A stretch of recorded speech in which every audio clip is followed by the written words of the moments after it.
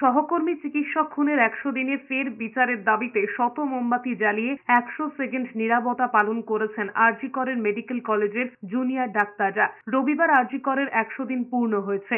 আর.জি. করে চিকিৎসকের খুনের ঘটনার পর কেটে গেছে ৩ মাসের বেশি সময়। বিভীষিকাময় ৯ অগস্টের ১০০ দিনের দরজায় দাঁড়িয়ে ফের একবার বিচারের দাবিতে রাজপথে পা মিলিয়েছেন অসংখ্য মানুষ। শহরের সর্বত্র মোমের আলোয় প্রতিবাদে সামিল হয়েছিলেন সাধারণ মানুষ। কলকাতা মেডিকেল সহ অন্যান্য হাসপাতাল ১০০টি মোমবাতি জ্বালিয়ে বিচারের দাবি তুলেছে।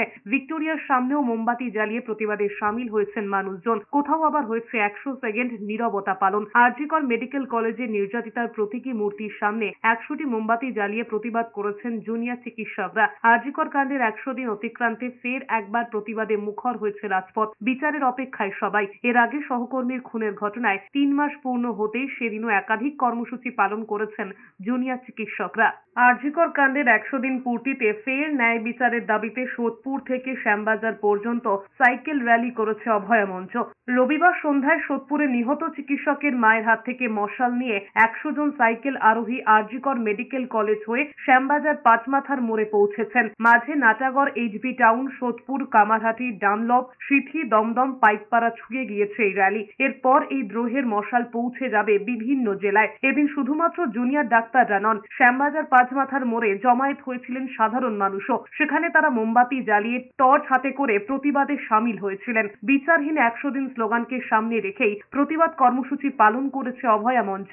এরপর রাত ৯টার সময় ওই মঞ্চেই সমাবেশ করেছে West Bengal junior doctors front. মঞ্চ থেকেই তারা আর.জি. করের চিকিৎসক খুনের দ্রুত বিচারের দাবি জানিয়েছেন। তবে শুধুমাত্র শ্যামবাজার নয়, হাইল্যান্ড পার্ক সহ শহরের বিভিন্ন প্রান্তে নাগরিক সমাজের ডাকে মিছিল হয়েছে। আমরা তো বিস্মিত, এত বড় একটা কাণ্ড হলো।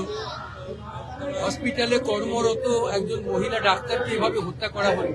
আমরা বিস্মিত, স্তম্ভিত। আর বিচার প্রক্রিয়াটা এত ধীর গতিতে হচ্ছে, আমরা কিন্তু বুঝতেই পারছি না। আমরা পথে এসেছি, আমরা দেখতে চাই বাবা।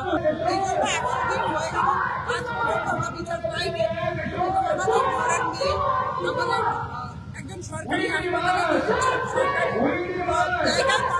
অবস্থায় তার মৃত্যু হয়েছে। আমরা বিচার চাইছি, ১০০ দিনও আমরা বিচার পাইনি। তাই আজকে আমরা আমার হাত থেকে মশাল নিয়ে এসেছি। এই মশাল আমরা জেলায় সমস্ত